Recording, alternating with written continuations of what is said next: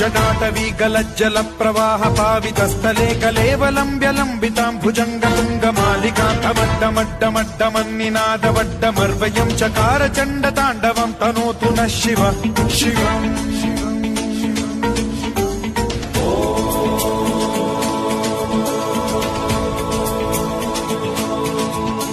इदं हि नित्यमेव मुक्तमुत्तमोत्तमं स्तवं पठन् स्मरन् ब्रुवन्नरो विशुद्धिनेति सन्ततं हरे गुरौ सुभक्तिमाशु याति नान्यथा गतिम्